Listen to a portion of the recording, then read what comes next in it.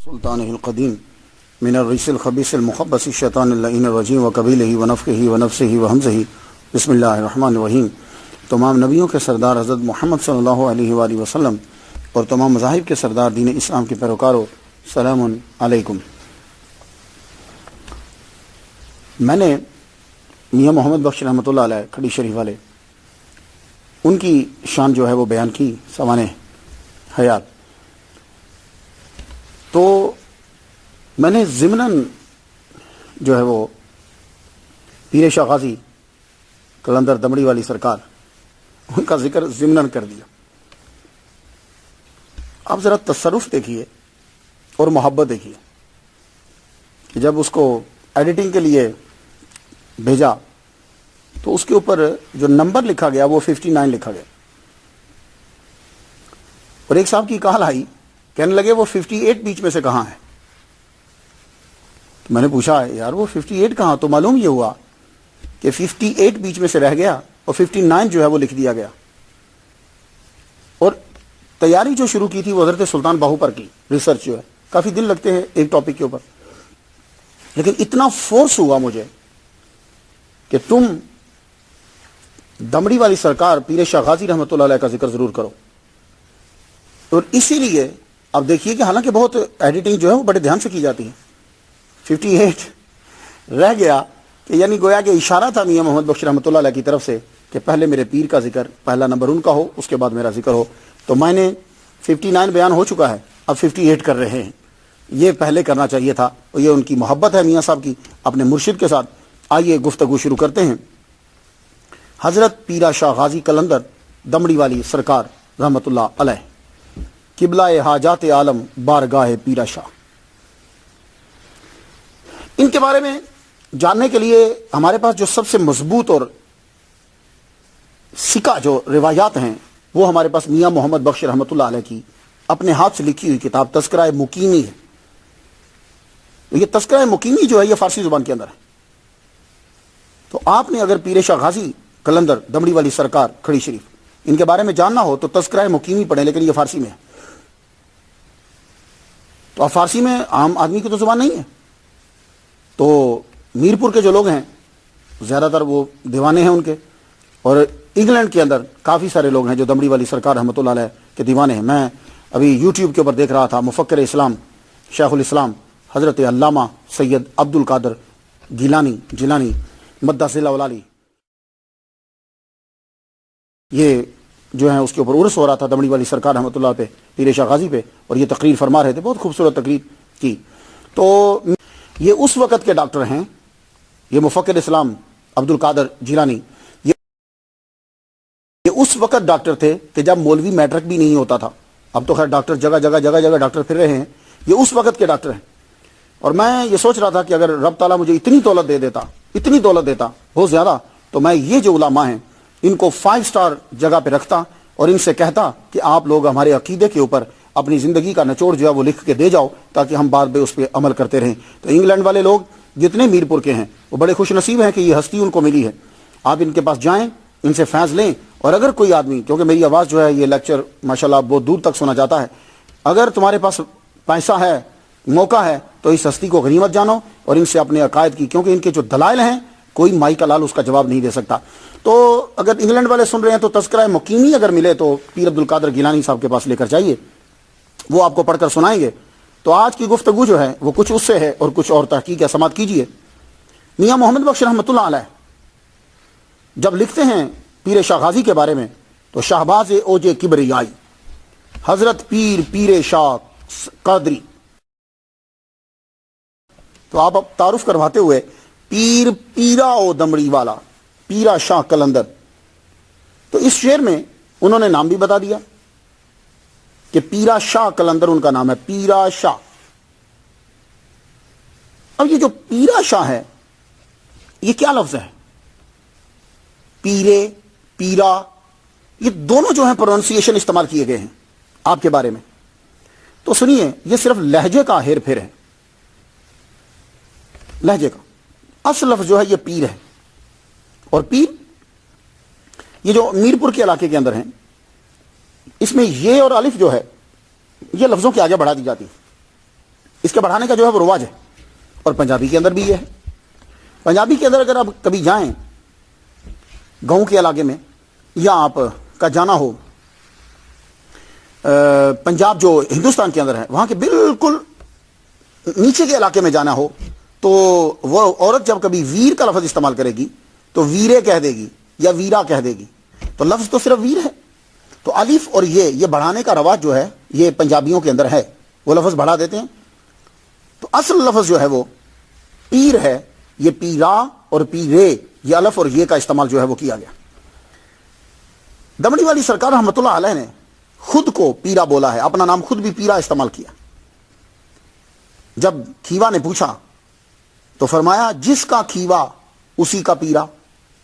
انہوں نے یہ پوچھا تھا کہ آپ کون ہیں, تو کہا جس کا کھیوا اسی کا پیرا, یعنی دونوں ایک ہی پیر کے مرید ہیں. علامہ غنیمت کنجاہی نے بھی آپ کا نام پیرا شاہ لکھا ہے. میاں محمد بخش رحمۃ اللہ علیہ, آپ کی جتنی کتب آپ پڑھیں تو تمام کتب میں جب بھی آپ نے اپنے پیر کا ذکر کیا تو پیرا شاہ ہی لکھا. جیسے سونی مہیوال, قصہ سخی خواص خان, مرزا صاحباں, تحفہ میراں. تحفہ میراں کے اندر لکھ پر اس دا شاہ شہاندہ پیرا شاہ کلندر صدا تصرف اس دا جاری دوہی جہانی اندر. یہ تحفہ میراں کے اندر لکھا. تو کیا میاں صاحب نے کیا نام لکھا؟ پیرا شاہ کلندر. تو میاں صاحب نے بھی بتایا کہ نام ان کا پیرا ہے.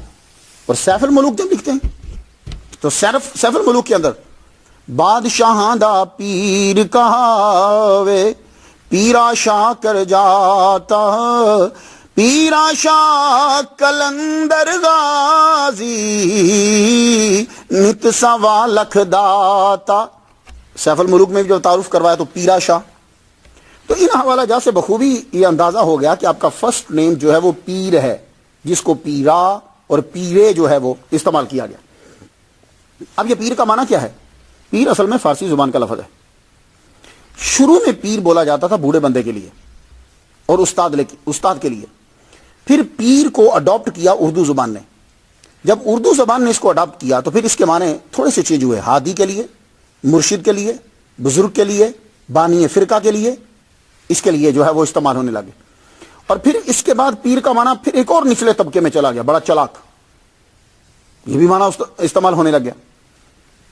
تو معلوم یہ ہوا کہ آپ کا نام پیرا شاہ ہے اور اصل میں لگے لفظ پیر. پیرا شاہ. اب شاہ کیا لفظ ہے؟ تو میں شاہ کے بارے میں جب حضرت پیر سید واری شاہ رحمۃ اللہ علیہ کا ذکر کر رہا تھا تو اس کے اندر میں نے لفظ شاہ کی ڈیٹیل بیان کر دی. اب وہ جا کے سن لیجئے گا. لیکن بتاتا جاؤں کہ شاہ کا معنی ہوتا ہے اصل اور جڑ. اس کے بعد لفظ غازی آتا ہے. غازی عربی زبان کا لفظ ہے اور غزوہ سے لیا گیا ہے. غزوہ, سرایا. یہ ہسٹری پڑھنے والے یہ آدمی جانتے ہیں کہ یہ غزوہ اور سرایا یہ اصل میں جنگ کے دو نام ہیں جنگی. وار کو بولتے ہیں, غزوہ بھی اور سرایا بھی. لیکن غزوہ وہ ہے کہ جس میں بنفس نفیس, کائنات کے مالک, نبیوں کے سردار محمد مصطفیٰ صلی اللہ علیہ وآلہ وسلم بنفس نفیس جلوہ فرما ہوں, وہ غزوہ کہلاتی.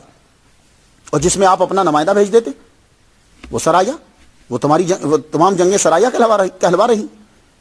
تو یہ غزوہ جو ہے, غزوہ احد نام تو سنا ہوگا نا, غزوہ بدر نام تو سنا, یہ لفظ تو سنے.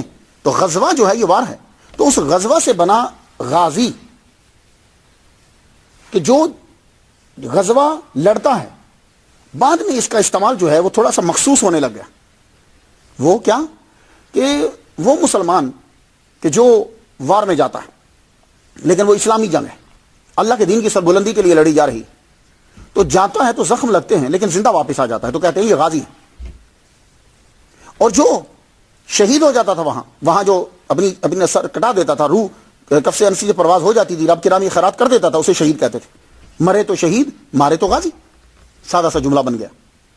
تو دمڑی والی سرکار رحمۃ اللہ علیہ کو غازی کیوں کہا جاتا ہے؟ اس لیے کہ پیرا شاہ غازی شروع میں ان کو بڑا شوق تھا, شہادت کا بڑا شوق تھا. اتنا شہادت کا شوق کہ انہوں نے جا کے آرمی جوائن کر لی. مغل کی جو آرمی تھی اس کو جوائن کر لیا. تو آرمی جب جاتی تھی کفار سے لڑنے کے لیے تو یہ آرمی جاتے تھے, لڑتے تھے. ان کا دل ہوتا تھا کہ میں شہید ہو جاؤں. تو جا کے کئیوں کو فنا فنار کرنا. تو آپ کی بہادری کو دیکھ کے اور لڑائی کے طریقے کو دیکھ کے آپ کے رینک کو آہستہ آہستہ بڑھاتے چلے گئے. تو آپ کا وہ جو شوق تھا شہادت کا وہ پورا تو نہیں ہوا, لیکن زخم آپ کی باڈی پہ لگے, ران پہ زخم تھا, آپ کے بازو پہ زخم تھا. تو اس طرح زخم تو تھے, لیکن آپ جو ہیں وہ شہید نہیں ہوئے. تو آخر پھر ایک دن کیا ہوا کہ فوج جو ہے وہ آپ نے چھوڑ دی. کسی بزرگ سے جو ہے وہ آپ کی ملاقات ہوئی, بس اس کی توجہ ڈلنا تھا کہ اس نے آپ کو دنیا سے نکال کر جذب کی کیفیت میں داخل کر دیا. یہ پھر آپ نے وہ فوج کو جو ہے وہ چھوڑ دیا. وجہ یہ بنی کہ پھر اس بزرگ نے آپ کی کیفیت کو بالکل ٹوٹلی چینج کر دیا. تو آپ اسے چھوڑ کر پھر آ گئے واپس, اور پھر غازی بھی ہیں اور شہید بھی ہیں کہ جو آپ نے چاہا تھا وہ بھی ملا, حکمی ملا. شہید کس طرح ہوئے کہ آخر آپ کو ڈاکوؤں نے آپ پر حملہ کر دیا. تو ڈاکوؤں نے جب آپ پر حملہ کیا تو اتنا شدید انہوں نے حملہ کرا کہ آپ کے جسم کے کئی اعضاء پہ اتنی شدید انہوں نے مارا, خون بہ گیا. چند دن کے بعد آپ کا وصال ہو گیا. تو یہ شہادت حکمی ہوئی. تو شہادت کا رتبہ بھی اللہ تعالیٰ نے آپ کو جو ہے وہ عطا کر دیا. اس کے بعد لفظ آتا ہے کلندر آپ کے نام کے ساتھ, پیر شاہ کلندر, دمڑی والی سرکار. یہ جو کلندر کا لفظ آپ کے ساتھ آتا ہے, یہ کلندر کا معنی کیا ہے؟ جب میں نے لال شہباز کلندر رحمۃ اللہ علیہ اور ابو علی شاہ کلندر رحمۃ اللہ علیہ کی سوانح حیات بیان کی ہے, ان کی تذکرہ کر رہا تھا میں, تو میں نے لفظ کلندر پر جو ہے وہ گفتگو کی, لیکن وہ بہت ارلی کر دی. تو شاید آپ کو ڈھونڈنے میں یوٹیوب پر مشکل ہو جائے, تو میں کوئی تھوڑی سی تشریح پھر کر دوں کہ کلندر جو ہے اس کی ڈیفینیشن میں مختلف لوگوں میں دیکھتا ہوں, وہ مختلف کرتے ہیں. وجہ کیا ہے کہ جس آدمی نے کہا میں کلندر ہوں, وہ کلندر مشہور ہوا, تو جو صفات اس کے اندر دیکھی وہ لوگوں نے لکھ دی, کہا کلندر کی یہ تعریف ہے. حالانکہ ایسا نہیں ہے. کلندر ایک بہت اعلیٰ مقام ہے اور نادر لوگوں کو ملتا ہے, ہر ایک کو کلندری نہیں مل جاتی. یہ بہت نازک اور بڑا اعلیٰ مقام ہوتا ہے, عام آدمی کو نہیں ملتا. آئیے میں آپ کو لیے چلتا ہوں اولیاء کرام میں وہ کیا کہتے ہیں کہ کلندر کسے کہا جاتا ہے. کہتے ہیں پرانے دور کے اندر کلندر جو ہوتے تھے ان کا سر منڈا ہوا ہوتا تھا. یہ ان کی نشانی تھی, وہ سر منڈواتے تھے. اس لیے حافظ شیرازی نے یہ کہا ہے, ہزار نکتہ باریک تر از منہ ایجاست. میں بہت آسان نرمی سے پڑھتا ہوں. ہزار نکتہ باریک تر از منہ بال کو کہتے ہیں, ایجاست نہ ہر کے سر بتراشد کلندری دانت. یہ نہیں کہ جس کی ٹرینڈ ہو تم اسے کلندر سمجھ لو. تو پتہ یہ چلا کہ حافظ شیرازی کے دور میں کلندروں کی یہ نشانی تھی کہ وہ بال نہیں رکھتے تھے. ایک تعریف کی جاتی ہے کہ کلندر وہ ہوتا ہے کہ جو رسوم کی پابندی نہ کرے, لوگوں کے سامنے نوافل تو کجا فرائض بھی نہ پڑے. یہ بھی تعریف کی جاتی کہ کلندر وہ ہوتا ہے. اب یہ تعریف نہیں ہے, کلندر کی یہ تعریف نہیں ہے, یہ اس کی ایک صفت ہے کہ کلندروں کی یہ بھی عادت ہے. کیوں؟ اس لیے کہ کلندر جو ہے یہ زیادہ تر ملامتی فرقہ کے ساتھ ملتے ہیں, مشابہت رکھتے ہیں. ملامتی فرقہ کیا ہوتا ہے کہ وہ اپنی خوبی کو چھپاتا ہے اور خرابی جو ہے وہ بتاتا ہے, اور اس کی کوشش یہ ہوتی ہے کہ لوگ میری خرابی پہ نظر رکھیں, میری خوبی پہ نظر نہ رکھیں. تو کلندر بھی یہی ہوتا ہے کہ یہ لوگوں کے سامنے فرائض اور نوافل ادا نہیں کرتا. لوگوں کے سامنے یہ ایسی شکل میں رہتا ہے کہ لوگ کہیں کہ یہ تو شریعت کا پابندی نہیں ہے. تو کلندر جو رسومات کی ظاہر طور پر پابندی نہیں کرتا. تو علامہ اقبال نے کلندر کی کیا تعریف کی, کلندر جس دو حرف لا الہ کچھ بھی نہیں رکھتا, فقیہ شہر کاروں ہے لغت ہائے حجازی کا. کلندر صرف دو حرف رکھتا ہے, لا الہ الا اللہ.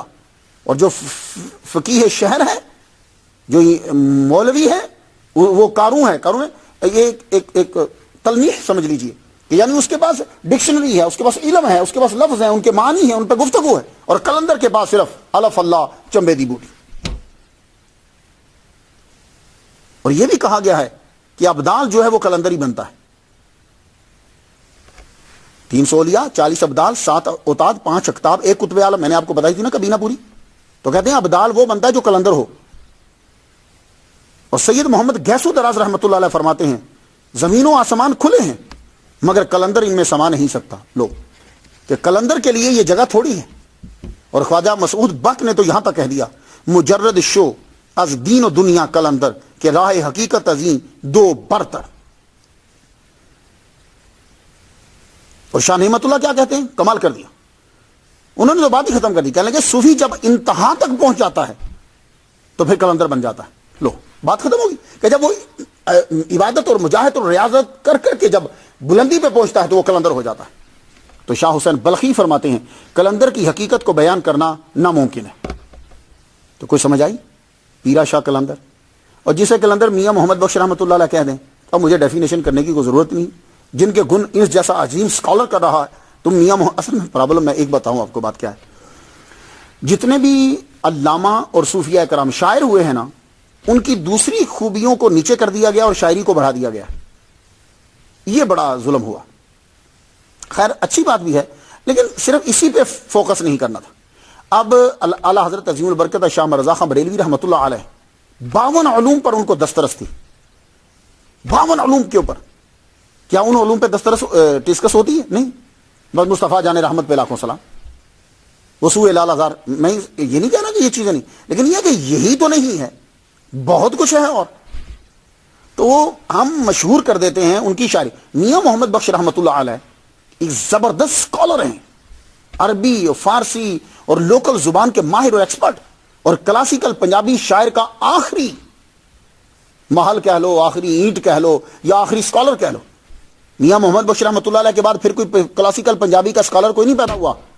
پھر ادھر ادھر کے شاعر پیدا ہوتے رہے. کلاسیکل امام جیسے بلے شاہ تھے جیسے شاہ حسین ہیں جیسے وارث شاہ ہیں اور اسی طرح یہ میاں محمد بخش رحمۃ اللہ علیہ بہت بڑے اسکالر ہیں. کبھی پڑھو تو صحیح یار. تم کبھی سیف الملوک کو پڑھو ان کی کتابوں کو پڑھو ذرا کہ کیا کیا موتی وہ لٹا کے چلے گئے. تو میاں محمد بخش رحمۃ اللہ علیہ جب انہیں کہہ رہے ہیں پیر جب انہیں کہہ رہے ہیں قلندر تو کیا بات ہوگی اور کیا مقام ہوگا. تو پیرا شاہ غازی قلندر رحمۃ اللہ کی سب سے بڑی کرامت میں ان کی کوئی بھی کرامت بیان نہ کروں تو سب سے بڑی کرامت میاں محمد بخش رحمۃ اللہ علیہ. اور میرا یہ وجدان یہ کہتا ہے کہ آپ کو پہلے ہی پتا چل گیا تھا کہ میرا ایک مرید ہوگا جو دنیا میں میرا نام روشن کرے گا. اسی لیے آپ نے اپنے 2 بچے ہونے کے باوجود آپ نے جس کو بچہ بنایا بابا دین محمد رحمۃ اللہ علیہ جو پردادا ہیں میاں محمد بخش رحمۃ اللہ علیہ. تو مجھے تو یہ کہنے دیجیے کہ بابا دین محمد کے جو ناز اٹھائے گئے ہیں وہ میاں محمد بخش رحمۃ اللہ علیہ کی وجہ سے اٹھائے گئے. ان کو جو خلیفہ بنایا جو لے پالک بنایا جو ان کو پالا جو اپنے کندھوں پہ اٹھایا وہ اصل میں اپنے کندھوں پہ بابا دین محمد کو نہیں اٹھا رہے وہ میاں محمد بخش رحمۃ اللہ علیہ کو اٹھا رہے. تو شاید پیر شاہ غازی دمڑی والی سرکار رحمۃ اللہ علیہ کے نام کو جو روشن کر دیا جو نام کو ظاہر کر دیا عام کر دیا میاں محمد بخش رحمۃ اللہ علیہ ہیں. ان کے ذریعے سے ہوا. تو میاں محمد بخش رحمۃ اللہ علیہ جب اپنا پیر تلاش کر رہے تھے لاہور میں پھر رہے تھے نظارات پہ جا رہے تھے تو ایک دن آپ کی آنکھ لگ گئی تو پیرا شاہ غازی جو ہے وہ خواب میں ظاہر ہوئے. فرمانے لگے میں ہوں پیرا شاہ غازی تو میرا مرید میں تیرا پیر چل اٹھ جا کے سائیں غلام کی جا کے جو ہے وہ غلام محمد کی بیعت کر.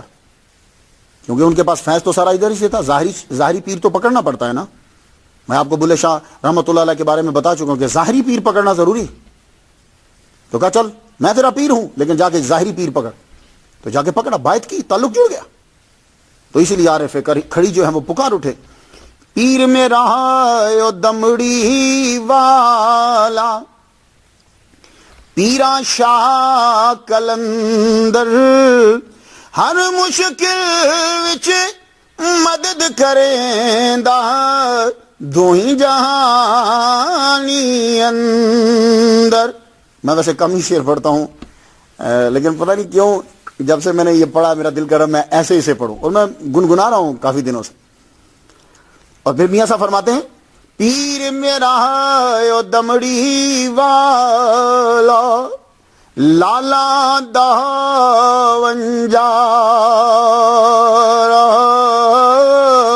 چن چن موتی جھولی پاوے لے لے محمد یارا.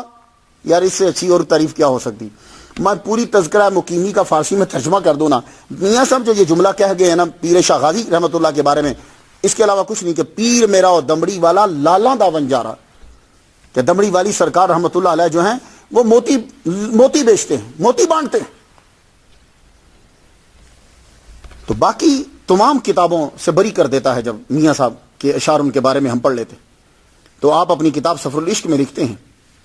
اب میں خلاصہ بیان کرتا ہوں کہ میاں صاحب نے کیا کہا, تاکہ ہمیں یہ کوئی نہ کہہ سکے تم نے یہ کہاں سے بات لی ہے, ہمیں تو ملی نہیں ہے. میاں محمد بخش رحمۃ اللہ علیہ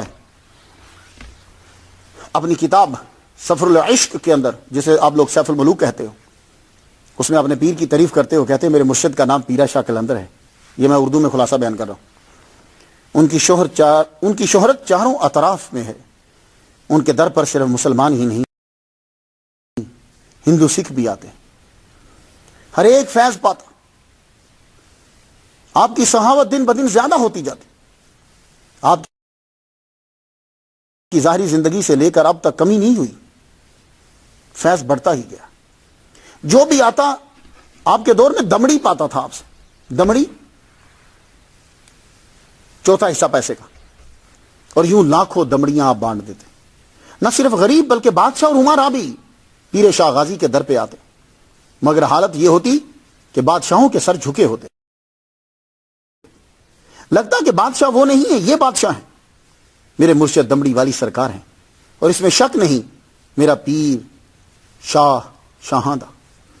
دمڑی والی سرکار کی حمایت کا یہ عالم ہے کہ آپ کا جو کتا ہے, آپ اگر کتے کے اوپر نظر کر دیں تو وہ شیر پہ حملہ کر دیں. شیر اس کے سامنے کچھ نہیں, شیر پہ حاوی ہو جاتا ہے. اور آپ کے خانقاہ کی چڑیا پہ باز حملہ نہیں کر سکتا. یہ آپ کی حمایت کا ہے.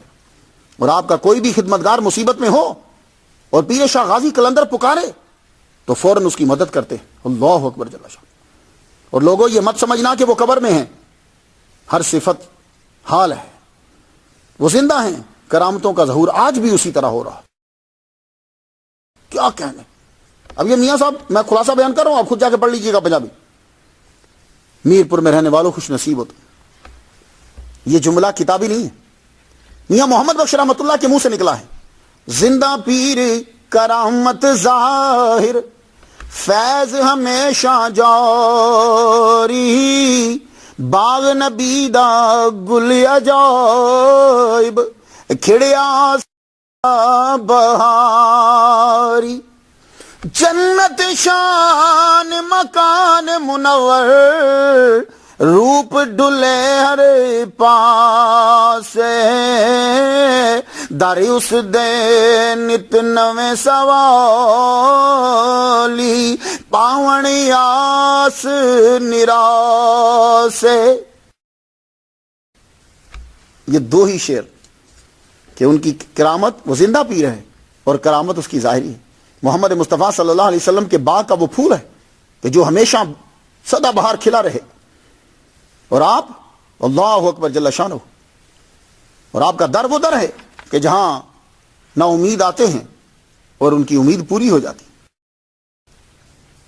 اور فرماتے ہیں کہ اس در سے صرف انسان ہی نہیں, چرندے پرندے بھی روزانہ رزق پاتے ہیں. اور پرندوں کی جب بھوک مٹ جاتی ہے تو جاتے ہوئے بولتے ہیں پیر شاہ غازی تیرا در سدا آباد رہے. کیا تعریف کر گئے میاں صاحب. فرماتے ہیں ہر جمعرات کی جمعرات دربار پہ میلہ سے لگ جاتا ہے اور ہر ایک آپ کی ہی تعریف کرتا ہے. جمعرات کو آپ کے مزار پہ اولیاء کرام بھی آتے ہیں. میاں صاحب کی عادت تھی کہ نارمل خط بھی لکھتے تھے تو شعروں میں لکھتے تھے. تو یہ مت سمجھو کہ میاں صاحب صرف شعر لکھ گئے.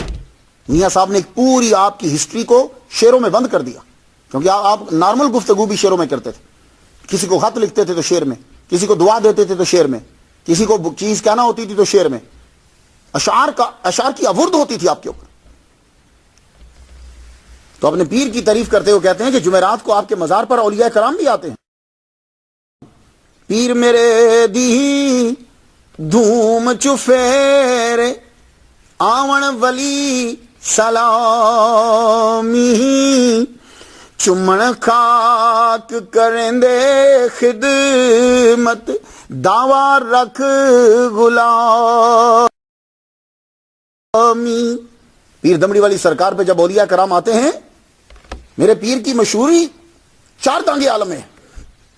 اولیاء کرام آتے ہیں اور آتے ہی خاک کو چومتے ہیں, اس لیے کہ وہ اپنے دعوے کو پورا کرتے ہیں کہ ہم آپ کے در کے غلام ہیں. اللہ اکبر جل شانہ. اور فرماتے ہیں کہ جس کے ہاں اولاد نہیں ہوتی وہ میرے پیر کے در پہ عورتیں آتی ہیں اور آ کے مرادیں پاتی تھی. وہ دعا کرتی تھی اللہ تعالیٰ ان کے صدقے سے ان کو لڑکا عطا فرما دیتا تھا. یہی نہیں, میرے پیر کے در کی خاک میں اتنا اثر ہے کہ اگر پیر شاہ غازی دمڑی والی سرکار رحمۃ اللہ کے در کی خاک کو کوڑی اپنے جسم کے اوپر مل لے تو اللہ شفا عطا فرما دیتا.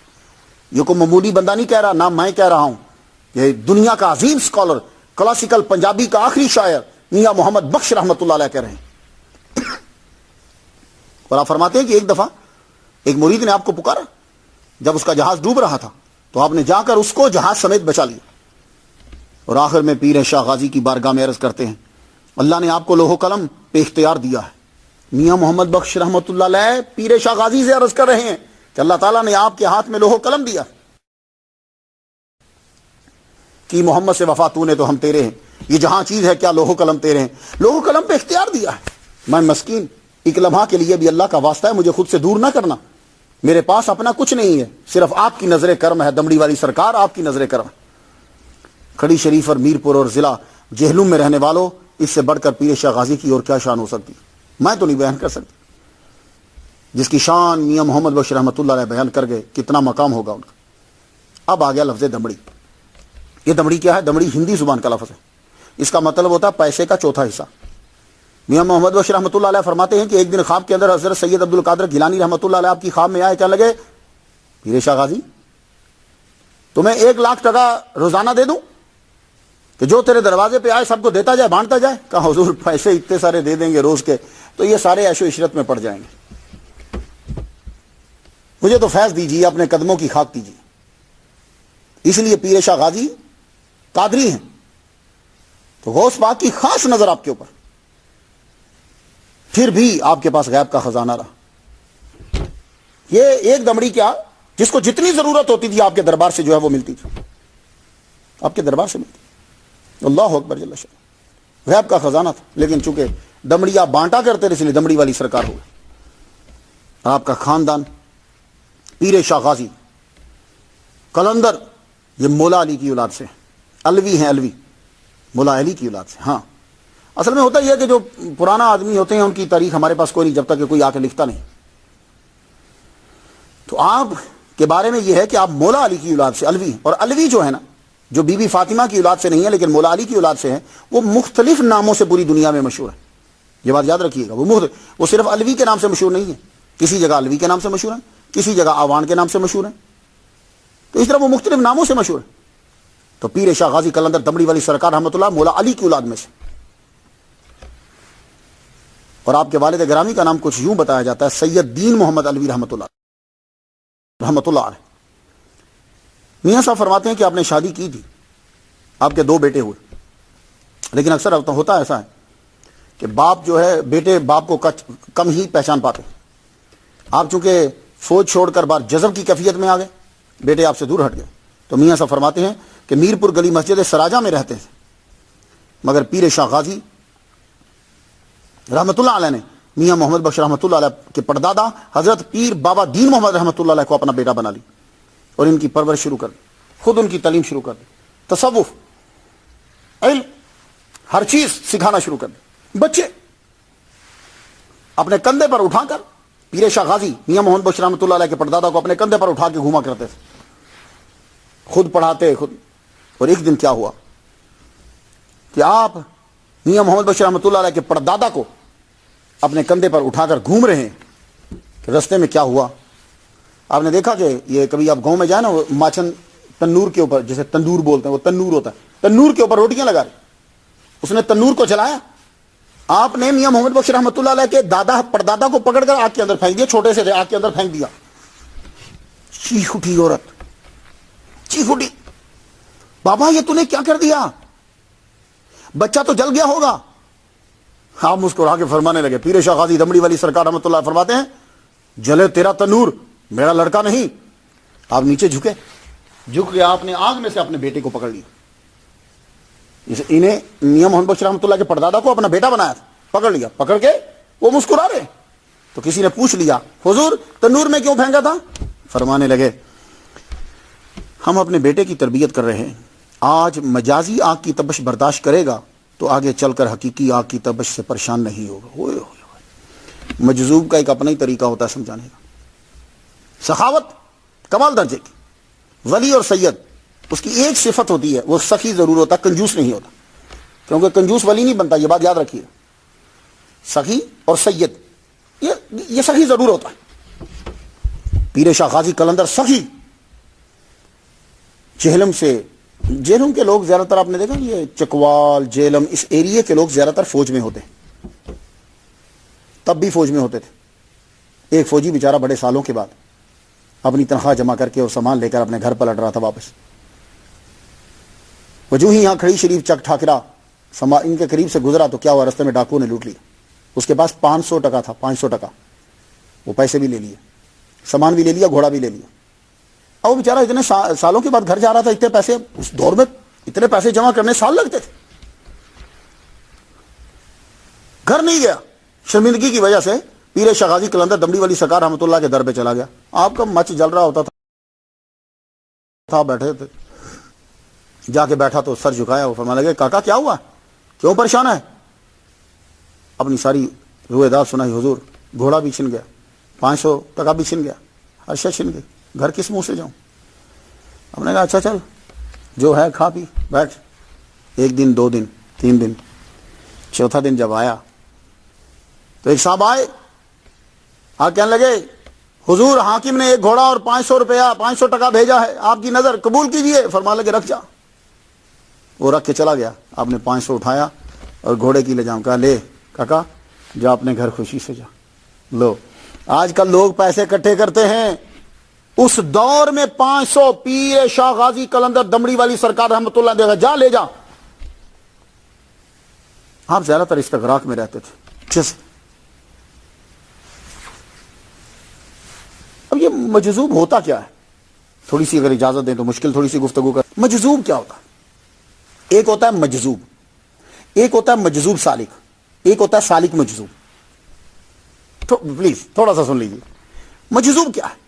کوئی مجاہدہ نہیں کیا, ریاضت نہیں, کچھ نہیں, تجلی پڑی, گم ہو گیا, یہ مجذوب ہے.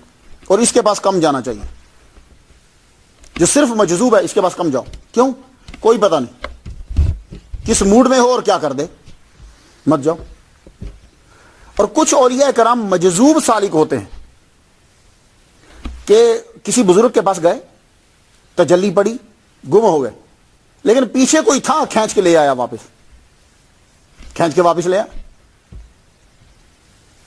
اب جب کھینچ کے واپس لے آیا, اب وہ سلوک کے رستے پہ چل پڑا ہے. تو یہ جب مجذوبیت سے جب سلوک کی طرف آئے تو آپ اس کے پاس چلے جاؤ. اب ایک ہوتا ہے کہ جو سالک, کچھ اولیاء کرام سالک مجذوب ہوتے ہیں کہ پہلے مجاہدہ, ریاضت, ساری چیزیں, شریعت, سب پر پابندی کرتے کرتے کرتے کرتے کرتے کرتے وہ ایک مقام پہ پہنچتے ہیں کہ تجلی پڑتی ہے تو گم ہو جاتے ہیں. یہ بھی ہیں ان کے پاس, یہ بھی لوگ کامل ہوتے ہیں. یہ لوگ یہ سلوک سے مجذوبیت کی طرف گئے اور یہ ان کا کمال درجہ ہوتا ہے. وہ پھر ایک ایسی گھڑی آتی ہے کہ اس گھڑی کے اندر گم, لیکن یہ واپس آ جاتے ہیں. یہ تربیت بھی کر سکتے ہیں, ان کے پاس بیٹھے. لیکن پیر شاہ غازی قلندر مجذوب, اور پھر مجذوب, اور پھر سالک. آپ کی تربیت 12 سال حضرت خضر علیہ السلام نے کی.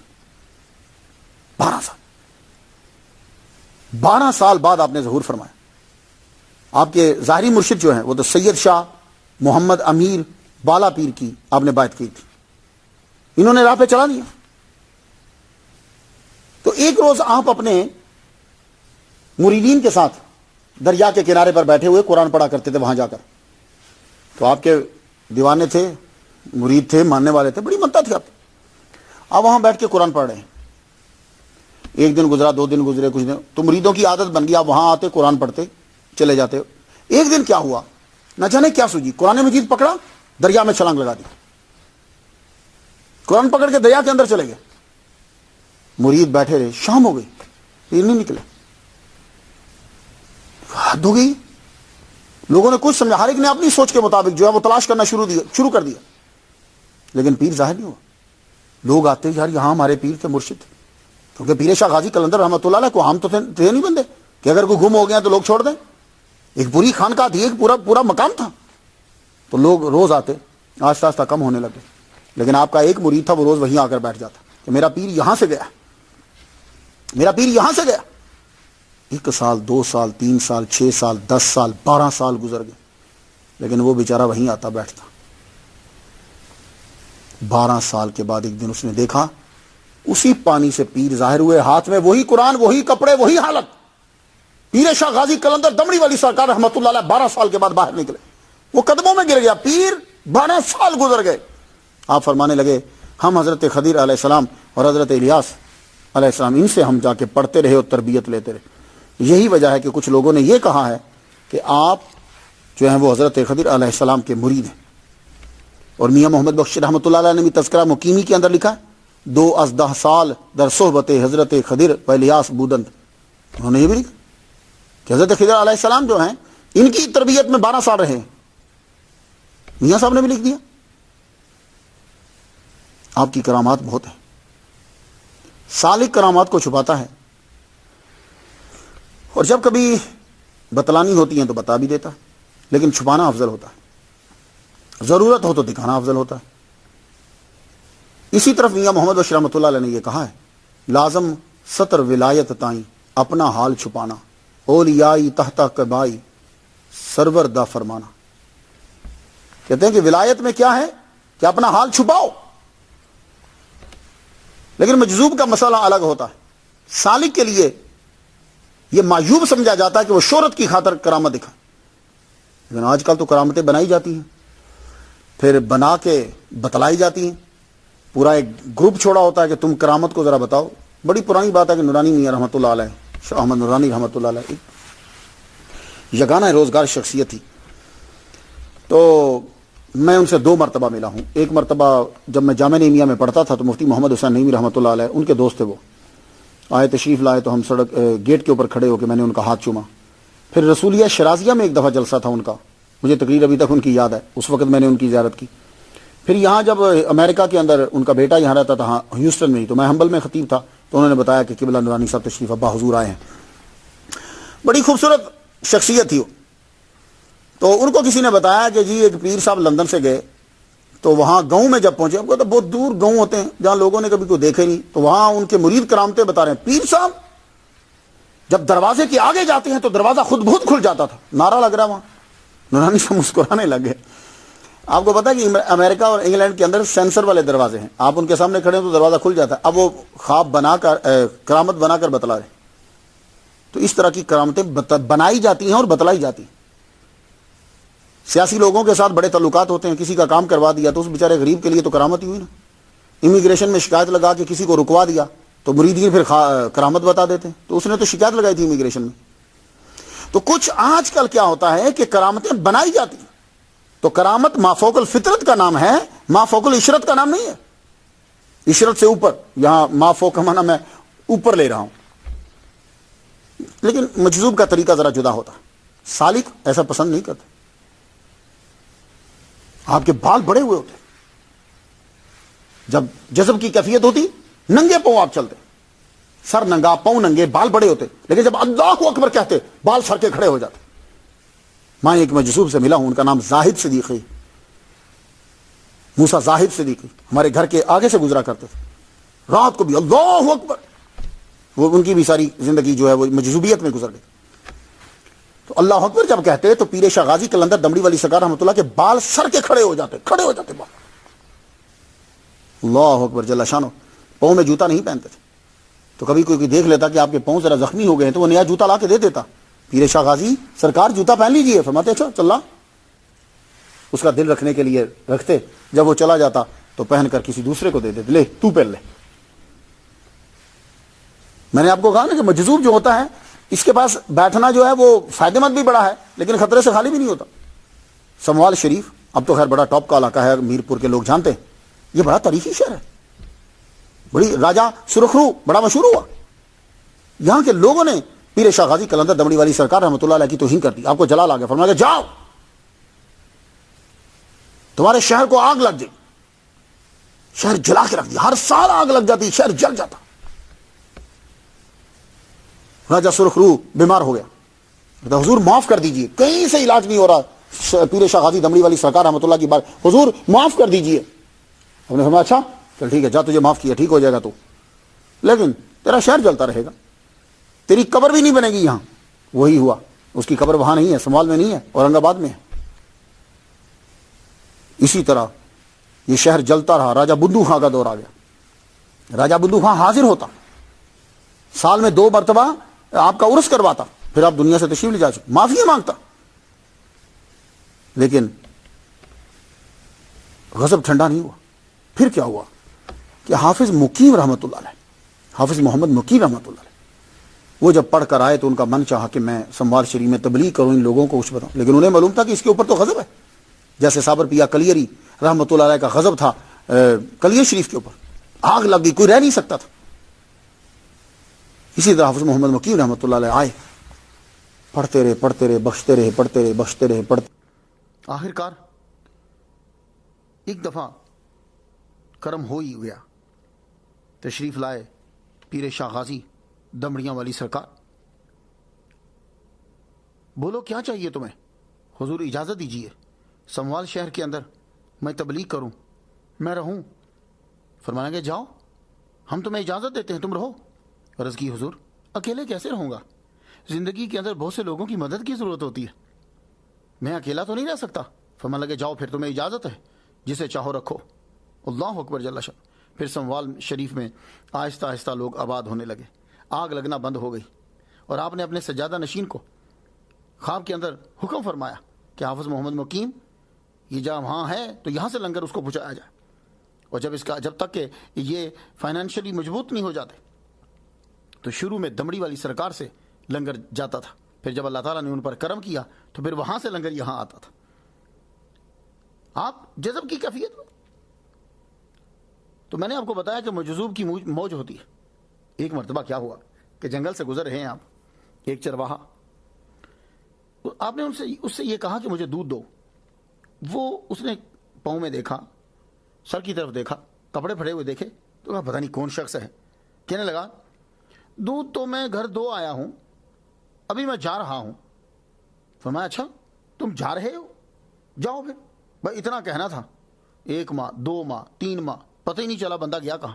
6 ماہ گزر گئے, 6 ماہ تک کوئی خبر ہی نہیں. لوگ تلاش کر کر کے تھک گئے. وہ بکریوں سمیت غائب ہو گیا. گھر والے پریشان, نہ خود نہ سامان, زمین کھا گئی کہ آسمان. 9 ماہ گزر گئے. یہ سب کے سب لوگ حضرت مونگا پیر رحمۃ اللہ علیہ ان کے دروازے پہ گئے. حضرت کے حضور دعا تو کیجیے. آپ نے مراقبہ کیا تو معلوم ہوا کہ یہ پیر شاہ غازی رحمۃ اللہ کے غضب کا شکار ہو گیا. تو آپ خود بمائے خاندان کے حضرت کے دربار پہ حاضر ہوئے اور عرض کی حضور آپ کا مقام اعلیٰ ہے, معاف کر دیجیے. فرمانے لگے اچھا جاؤ معاف کیا, آج شام وہ واپس آ جائے گا. جو ہی شام ہوئی تو جس جگہ سے لوگ جو ہے وہ ظاہر ہوتے تھے آتے تھے وہاں سب لوگ کھڑے ہو گئے. دیکھا واقعی شام کی طرف شام کے وقت وہ بکریوں سمیت جو ہے وہ آ رہا ہے. اللہ اکبر جل شانہ. دوڑے آ گئے, رشتے دار اسے ملے, کہنے لگا کیا ہوا تمہیں, تم لوگ ایسا کیوں کر رہے ہو. کہا تمہیں معلوم نہیں ہے, تو آج 9 ماہ کے بعد آیا ہے, اپنے ناخن دیکھ, اپنے بال دیکھ. جب اس نے دیکھے تو اسے معلوم ہوا کہ واقعی اللہ اکبر جل شانہ. پھر اس کا خاندان جو ہے وہ ہر سال ایک بکرا جو ہے وہ نظر کرتے. یہ سلسلہ جاری رہا ان کے نظر میں خاندان کے اندر. اور پھر دودھ جو ہے وہ آپ کے دربار پہ پہنچایا جاتا. ایسے ہی تو میاں محمد بخش رحمۃ اللہ علیہ نے نہیں فرمایا, پیر میرا وہ دمڑی والا, پیراں شاہ کلندر, ہر مشکل وچ مدد کریں دا دوئی جہانی اندر. جو آدمی دنیا میں آیا ہے آخر اس کو جانا تو ہے ہی. دمڑی والی سرکار غازی تو تھے ہی, شہید بھی ہیں, شہید حکمی. مغل آرمی میں تھے, غازی ٹھہرے, کئی جہاد میں حصہ لیا, اور شہید اس حساب سے کہ آپ کو ڈاکوؤں نے مارا, شدید زخمی کر دیا اور آپ دنیا سے چل بسے. پھر آپ پہ ایک دفعہ کفیت آری ہوئی تو رتاس پہ آپ جو ہیں وہ پھر رہے ہیں اس علاقے کے اندر. وہاں ایک جگہ پہنچے جہاں چند گھر تھے, انہوں نے آپ کی بڑی سیوا کی. آپ وہاں سے پھر چل پڑے.